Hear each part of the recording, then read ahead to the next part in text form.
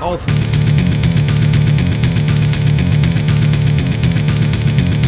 for sake.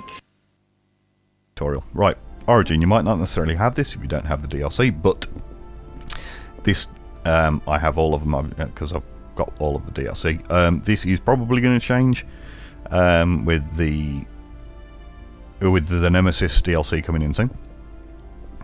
Right, Necrophage is where you have you are born from not uplifting, ceremonially murdering other pops to create your pops with, because your pops can't normally grow. Lost Colony, I've not done it before, don't really particularly know that. I can't remember exactly how that one works. Doomsday, great fun. If you do play that one, yeah, it's pretty challenging, but it's also pretty OP. If you save up a big bank of money, you can move all of your pops off that planet at the last minute. And when it gets to the point that you got plus 120 energy, plus 120 minerals, and plus 120 alloys percentage production on your home planet, then you are huge. Like, you're real strong advantage. So if you've got a big bank of energy, you can transport all your pops off right at the end. I always make the mistake of having them move off a bit too early. I think it goes up to 120 anyway, but it doesn't last at 120 for very long, maybe 10 years or so. Maybe it's 5 years. Looking at that's 35 to 45 years. You don't actually have a clock, you don't know exactly when it's going to blow up, so you want to save as many pops as you can. Hegemon, nice. It's annoying though starting with the Federation, because you generally tend to get blocked in. Common Ground, again, starting with a Federation that isn't a Hegemon for Federation, it's Galactic Unification one. Resource Consolidation if you're a machine intelligence. Pretty strong. You're starting with the machine world. I think it's your pop assembly speed is really quite enormous. Climate Birth, I tried playing that, I didn't realise Climate Birth, you spend minerals and only minerals to create a colony ship, and then that crashes into a planet, but I didn't realise that it's minus 50% habitability on the planet that you crash into. Now Lyloids have plus 50% habitability to negate that anyway, but no other species is going to be able to thrive on the planet that you do Climate Birth on. It's built very quickly, it's very cheap, and it's good for expanding really quickly, but if you can avoid using it, definitely avoid using it. I think that one sucks quite a lot. Shoulders of Giants, I have played one of them, I can't remember a whole lot about it.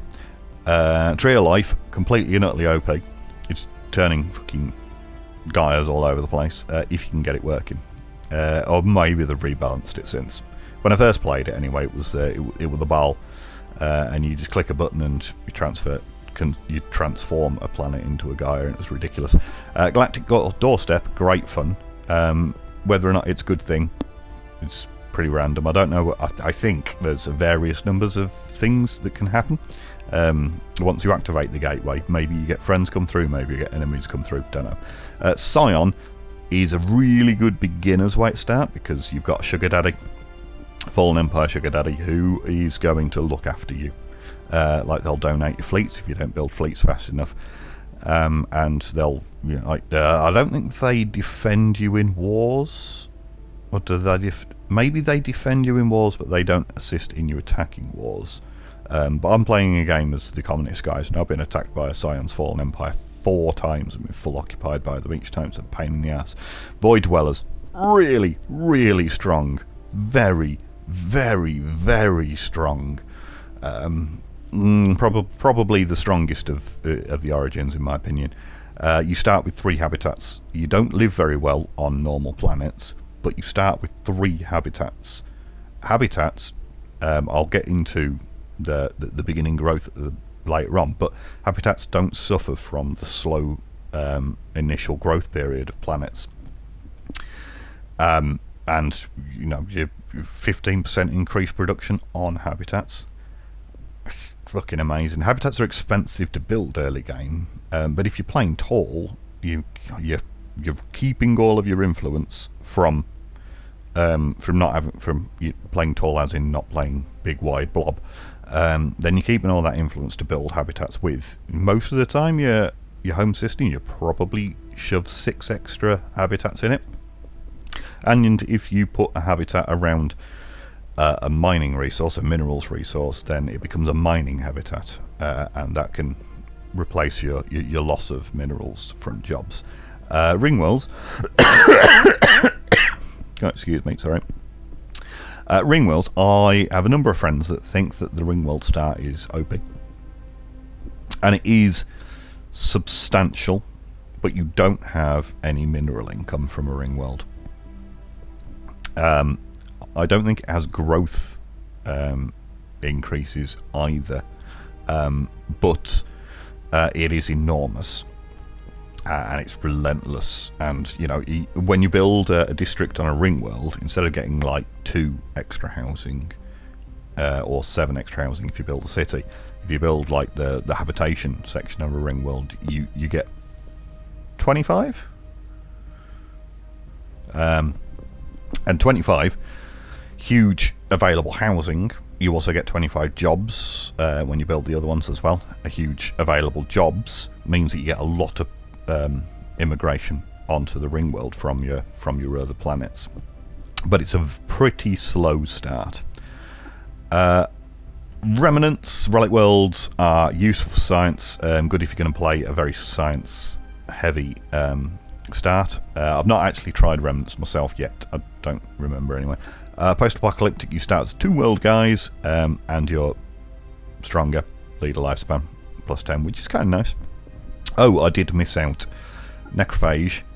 Necrophages have plus 80 life, so they get venerable as a free trait, basically. Although their growth is slower and the guaranteed population, the guaranteed habitable planets is reduced. It's replaced, in fact, guaranteed habitable planets are replaced by primitive civilizations which you can invade. Kind of useful. Right, live seeded. Pretty difficult game, that one. That's what I started with as the as communist ones. You get good gas extraction wells, good crystal mines, and good volatile moat traps on that planet. You get, I think it's plus 6 for each one. That only costs 1 job. Don't quote me on that. It might cost 2 jobs and it might be a different number, but having those available on your home planet is really very useful. But because it's your home planet, you find that you don't go for them unless you specifically want or need to. As your outside colonies are fledgling, then you end up your home planet ends up being the reliant source of consumer goods and alloys and research as the others are trying to grow. So you find that you're now actually salvaging those resources until like the end of the early game. It's quite a difficult start. Obviously, also, if you're starting on Gaia World, you can only live on Gaia Worlds with that species. So you want migration pacts with other empires in order to live on other planets and such. Syncretic evolution is one I was talking about earlier. You have 1 dominant species and 1 subordinate species. They can be very useful, particularly because you can engineer your species to be very good. Like you can have venerable and quick learners, and make them weak, for example, whereas your subordinates, you can make them strong and resilient, but fleeting. So yeah, being able to design your species quite good that way is cool. Mechanist, I don't recall ever actually playing with that myself. It looks like you start with the robot tech, with robots tech, and you start with 8 extra robots. And I assume that is some degree of materialist, that you actually start with your with your standard biological start as well. Process for unification, which will be 8. So I assume that you start with 16 pops, and robots are cheaper, and you can build robots. Not 100%. Yeah, in fact, we'll start with that one to find out. Process for unification, 4 pops to start with, and extra 2 districts is kind of nice for early game acceleration. You know, you have a chunk more resources to be able to play about with, but other than that, there's not really a great deal to it. It accelerates your early game a bit, but not a whole lot. But we'll look into this one anyway. Okay, right. All of your ethics. Okay, entirely depends on what playstyle you're going to play as, obviously.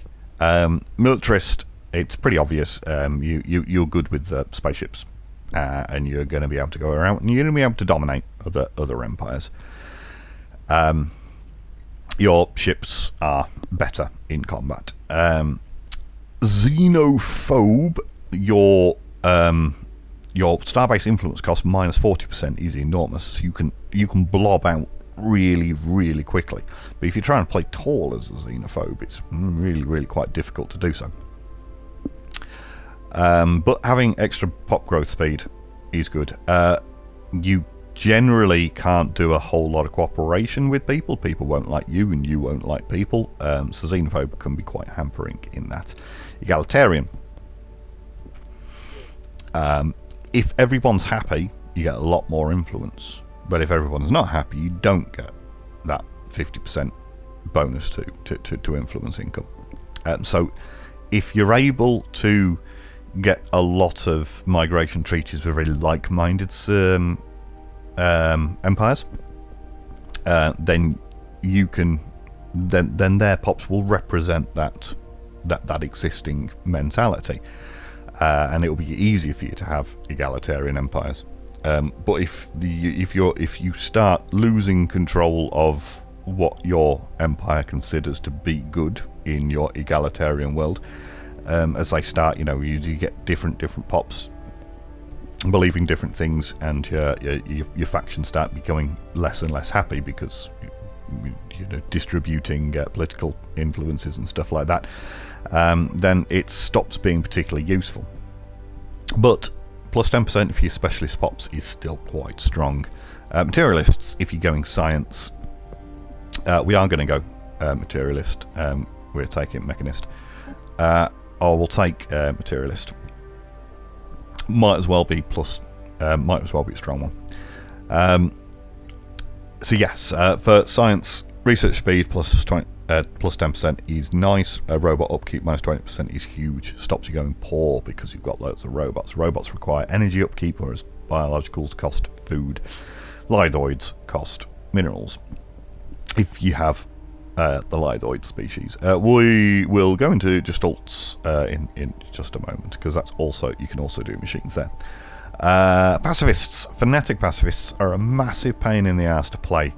You can't even do political influence wars. You just can't declare war at all. You can't make claims. But your ability to govern, you need less administration to do. Minus 30 is actually huge. Stability plus 10 is enormous. So you actually have you are very much more productive species, but you're unable to expand through war. You have to do so through diplomacy. You can still do vassalizations if you're very strong, but if you're not very strong, you can't, obviously. Xenophiles, most people will like you. You have envoys to make people like you. People will generally have a more positive attitude towards you. Anyway, I think it's plus 30 for a fanatic xenophile. Maybe it's plus 40. Maybe it's plus 20 for standard xenophile. Trade value plus 20%, enormous. Yeah. And xenophiles, you have a lot of people. You generally, by and large, you want to be going for large distributions of many different multicultural peoples. Multicultural peoples become their own problem, however, when you start trying to enhance your species and you have an awful lot of different species. It becomes not only complicated to govern, but it becomes very time consuming to increase and improve that species one after another, after another, after another, after another. You can't do them all in one big sweep. But Xenophile, very, very potent. Authoritarian, slaves are fantastic. God, slaves are potent. Slaves are very, very, very, very, very, very, very, very powerful. But slaves also are a little bit unhappy about the fact that they're slaves most of the time. With slaves, they have very little political influence on your planets, and they use very little consumer goods, so your stability is usually quite high. Until you get to the point where you get radicalizing slaves, in which case then all of a sudden your stability and your happiness starts plummeting.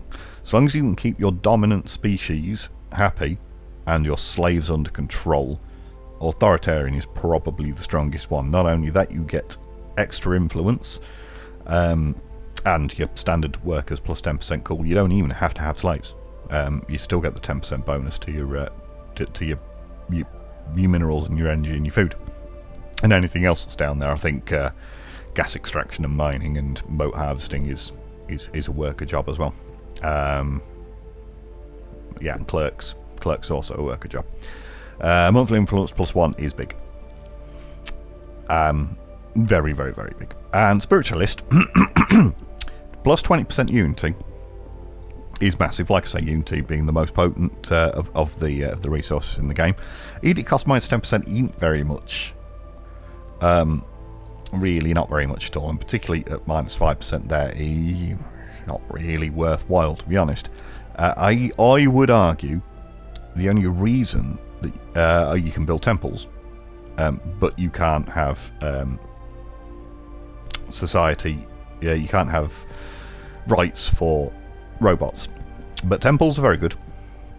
Temples are better than monuments. They're really, really quite good, to be fair.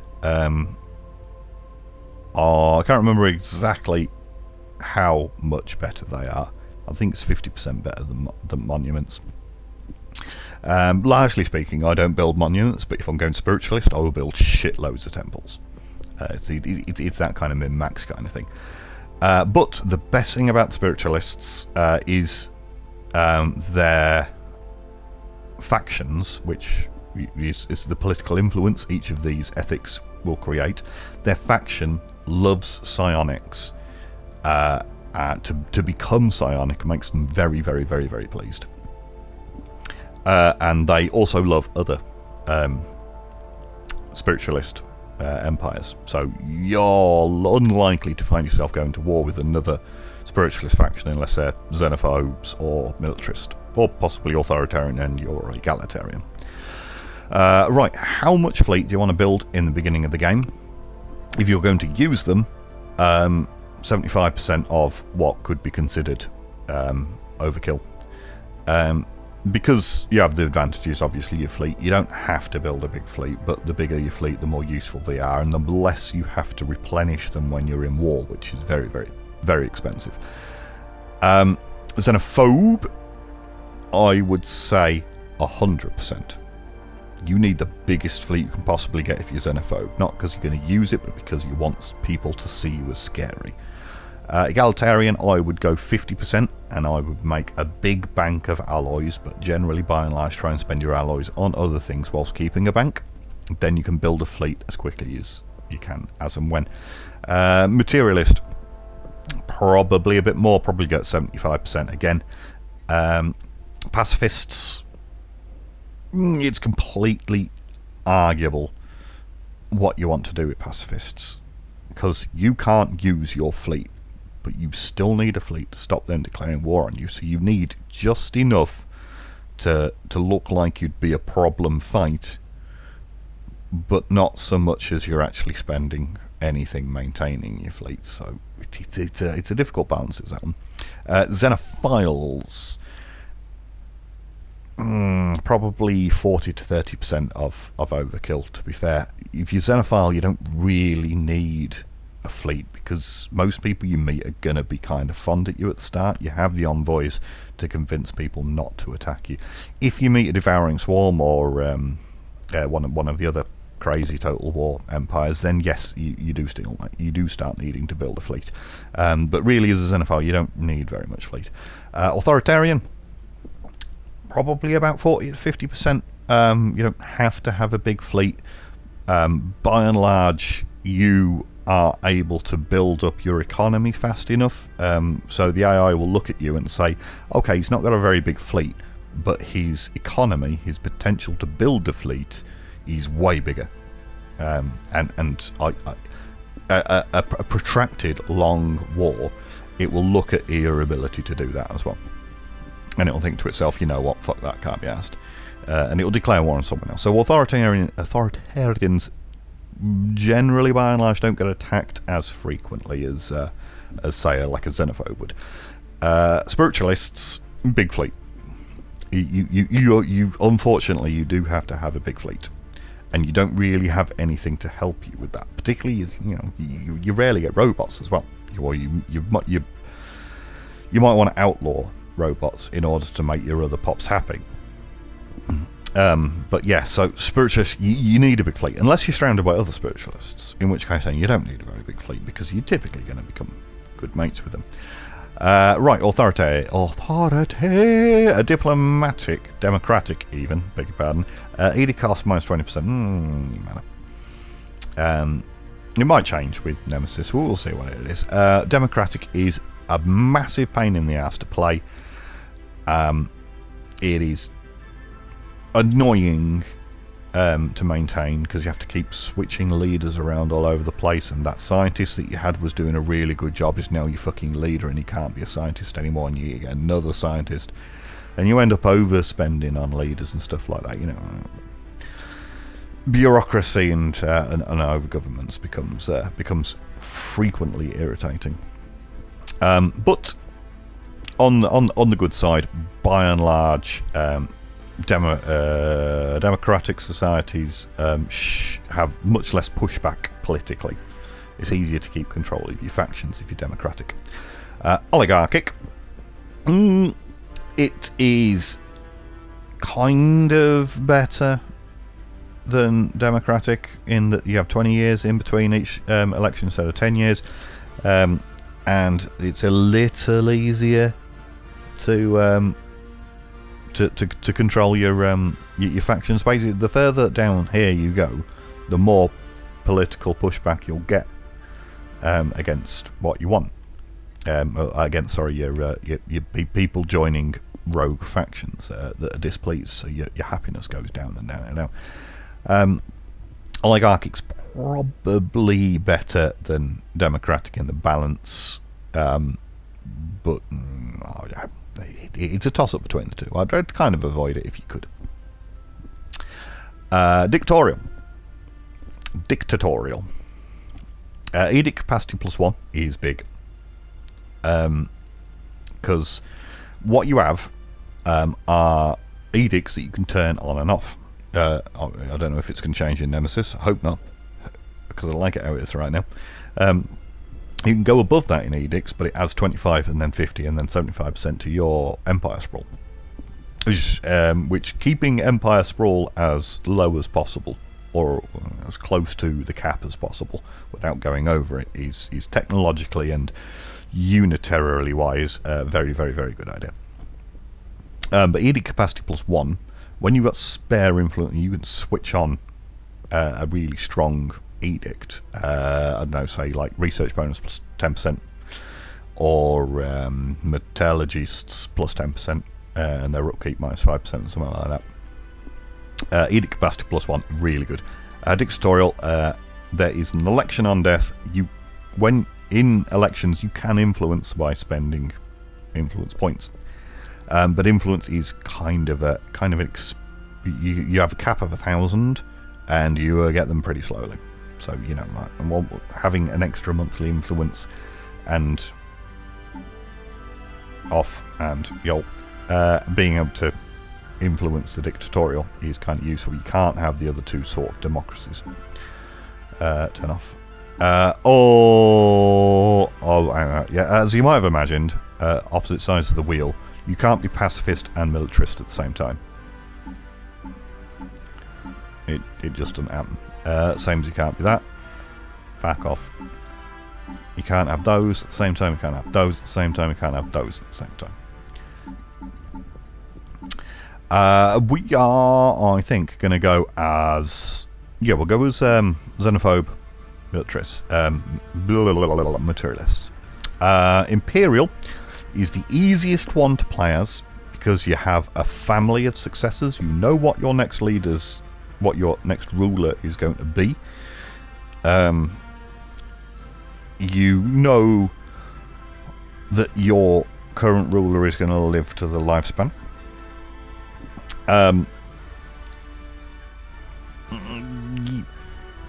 It is kind of more difficult to keep control of your factions because your factions they'll end up being fairly deviant, but you can turn on Edict's fear campaign, I think it is. I don't know if that comes with authoritarian or with imperial. I think it comes with imperial, but it might come with authoritarian, to increase governing ethics attraction and try and stop the the spread of corrupting influence amongst your factions. And once you start losing control of your factions, then you start losing happiness and you start losing productivity, and you become I wouldn't say stagnant, but you become much less than your potential. Okay, right, we'll go for Gestalt consciousness now to go through it. You can only pick that one. You can be a hive mind, which is insane. Pop growth speed plus 25%. Imagine that with rapid breeds as well. And your sprawl penalty minus 25%. This is where you grow pops really quickly. And like I said earlier, pops are where most of your resources are going to be coming from. So as you might imagine, hive mind becomes really quite good. But you cannot do most of your political engagements. Like, you can't sign research agreements and stuff like that, and you don't have trade. Not having trade is fucking evil. Machine intelligence, pretty similar to hive mind, in that you don't have trade, but you don't even have consumer goods. I don't think you have I think you have consumer goods as a hive mind. Maybe you don't. Can't quite remember. But as machine intelligence, your upkeep is not food, it is energy. And it costs you alloys to build your machines faster and stuff like that. And I think there's an upkeep in alloys as well, perhaps. A whole different tree of civics that you can beat if you want to be machine intelligence, and some extras if you want to be hive minds. Right, if we go back to materialist and xenophobe is what we're going to be. Corporates. Corporates really nice. Empire sprawl penalty plus 50% is a mass pain in the arse, and can really be hampering early game. If you are on the one we start with 30 habitats and you're a corporate, very powerful. God, my tea's gone cold. How long have I been rabbiting on for? 47 minutes, Jesus fuck's sake. Oh well, get to watch 47 minutes worth of me jabbering on. I don't know, maybe it's 45 minutes. Right, so there are different civics. I'm not going to go through all of the civics because it's take for, we're on 47 minutes, it's going to take fucking ages. The ones to look out for different, there's a piratey one. What was that one called? I can't remember. I don't think it was Ruthless Competition. Criminal Heritage, there you go. We're not going to play as a corporate, but I'll highlight this one so that you can be aware of what's going to happen if you have this DLC. With criminal heritage, they can open branch offices on your planets without you having a commercial pact with them, and every single building that they build creates criminals on your planet. That not only does that affect your stability and your output, but it also takes pops out of that to do nefarious jobs, which are advantage for the criminals. And you can't stop them, not without going to war with them anyway. You do get a casus belli, a reason to declare war. So I think even as pacifist, you can get rid of criminals by declaring war on them. I think, not 100% sure. But yeah, they can be very, very, very annoying. You can fight off their offices by building precinct houses, which is like internal security on your planets. But it can become annoying. All the others, you have to have a commercial agreement with the Empire if you are playing as the corporate. Once you've got that, you spend influence and cash to open up a branch office, and then at 25, 50, 75 and 100 you can build extra buildings on their planets which give you direct benefits. Very, very, very strong, but with you having 50% extra Empire sprawl penalty, actually gets horrifically expensive to start trying to keep your Empire sprawl down. Right, let's play as... What did I say I was going to play as? I can't remember what I said I was going to play as. Oh yeah, we're going to play as Imperial and see whether or not we get Fear campaign.